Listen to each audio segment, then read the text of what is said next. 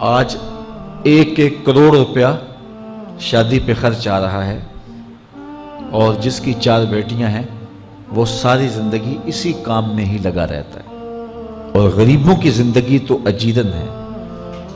غریب کی بیٹیاں سگڑ ہیں، سمجھدار ہیں، سنجیدہ و متین ہیں، پڑھی لکھی ہیں، خوبصورت ہیں، لیکن ان کے رشتے قبول اس لیے نہیں کیے جا رہے کہ ان کے پاس دینے کے لیے کچھ نہیں ہے۔ اور اب ایک سلسلہ چلا جہیز فنڈ کا اور اجتماعی شادیوں کا،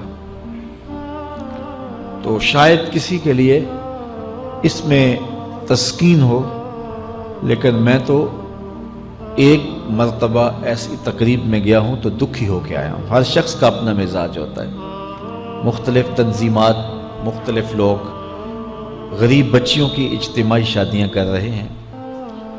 تو میں ایک تقریب میں مجھے کھینچ کے کچھ لوگ لے گئے۔ میں نے کہا مجھے تجربہ تو نہیں ہے، لیکن مجھے لگتا ہے کہ میرے لیے تکلیف کا سامان ہوگا، اور دوست جس مقصد کے لیے مجھے لے کے جا رہے ہیں تو ان کا مقصد بھی پورا نہیں ہوگا۔ ایسا ہی ہوا۔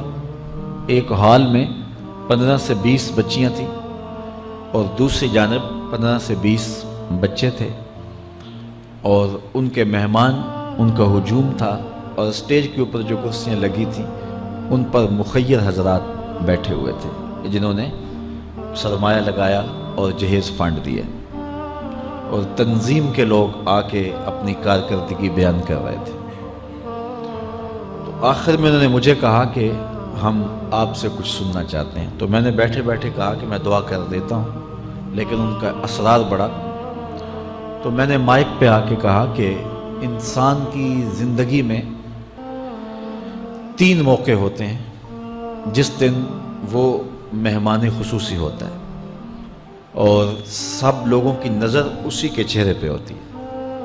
ایک جب وہ پیدا ہوتا ہے تو کالا کلوٹا بھی ہو تو ساری بستی اس کا منہ دیکھنے آتی ہے، اور اسے بہنیں چاند کہہ کے پکارتی ہیں، چاہے اس کا رنگ گہرا سیاہ کیوں نہ ہو۔ دوسرا موقع انسان پر اس وقت آتا ہے جب وہ دولہا بنتا ہے، تو سارے لوگ اسی کو دیکھتے ہیں، اور وہ نگاہوں کا مرکز ہوتا ہے، اور چیف گیسٹ وہی ہوتا ہے۔